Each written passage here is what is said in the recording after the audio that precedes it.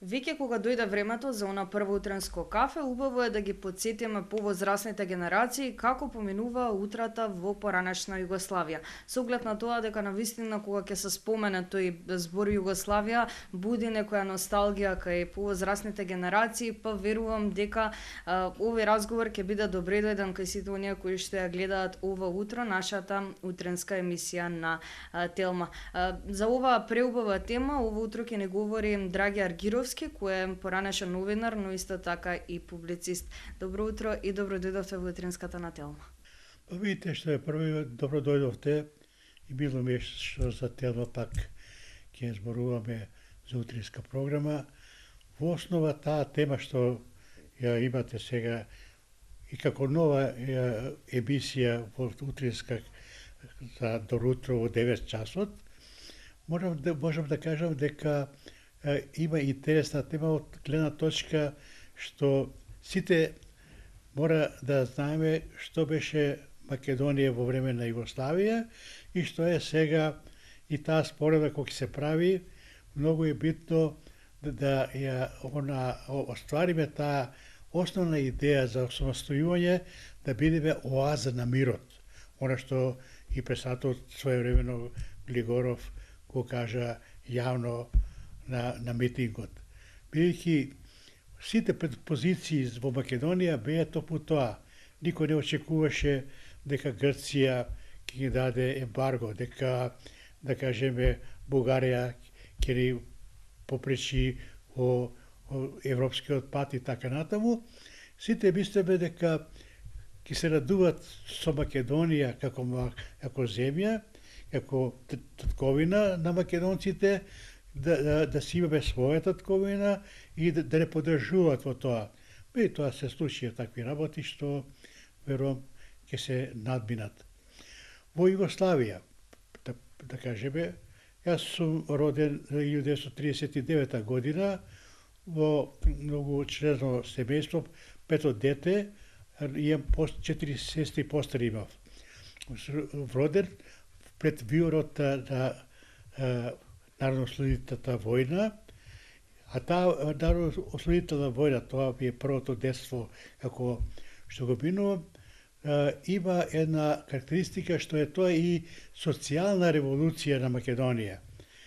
Самото ослободување во тој период 1944 година со автономска Македонија значеше и социјална правда на македонците и на сите што живеат во Македонија.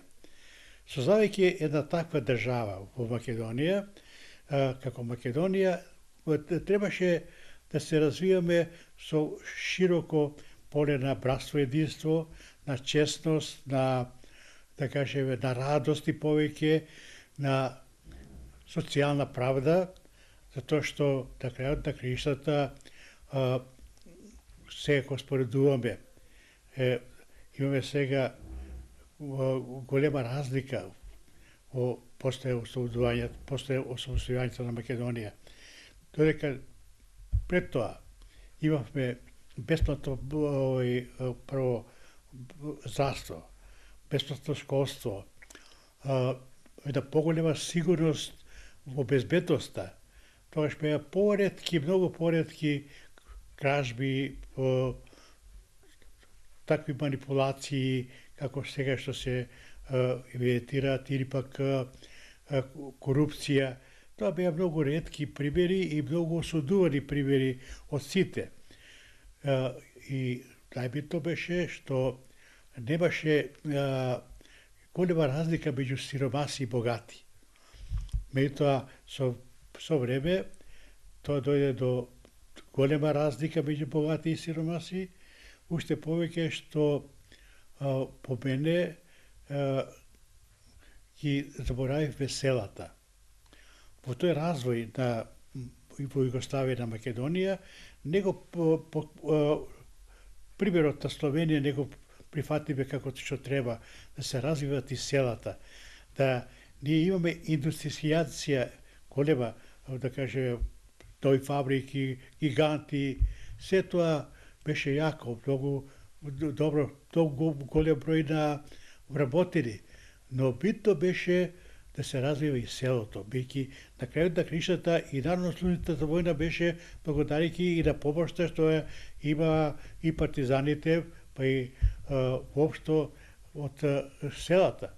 Напоменавте дека во тој период биле присутни братството, единството и слугата, па сакам да направиме, односно да кажеме нешто повеќе за меѓучовечките односи, како тогаш започнувале утрата, а како сега, дали можеби тогаш имало повеќе дружба во раните утренски часови со комши, блиски пријатели, како изгледало едно утро во Југославија?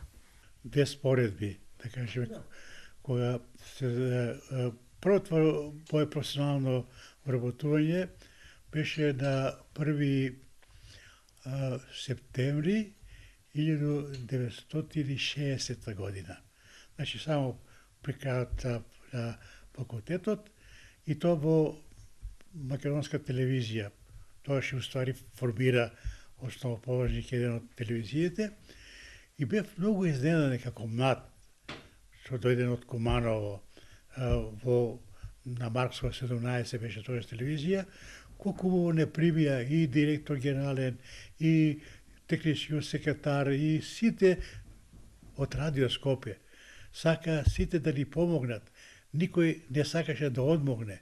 И го гледав тоа во нивните, да кажеме, насмевки, во нивната среќа дека сака да помогнат на млад човек. Тоа сега го нема.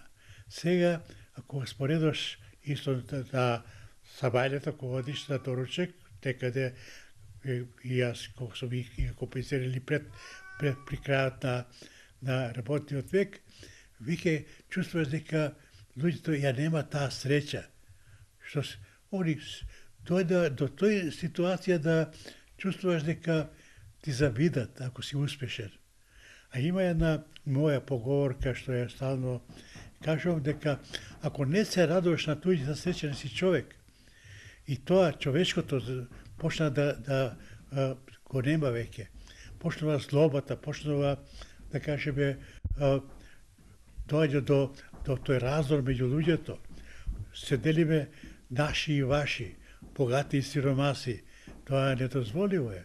Мора да имаме секаде, да имаме достоинствен живот за секого. Велите дека треба тоа слога, братство, единство и тој оптимизам да се воведе на вистински пат. Дали има можност повторно да се воведе, односно дали ние помладите генерации треба да учиме од повозрасните, од баба, дедо, како да се врати таа слога и да се одмене тоа зло кое што е се почесто во денешно време? Да, видите што е, јас ви кажав дека имам завршено и факултет, меѓутоа најголем факултет знаете кој бе? Домашното воспитување.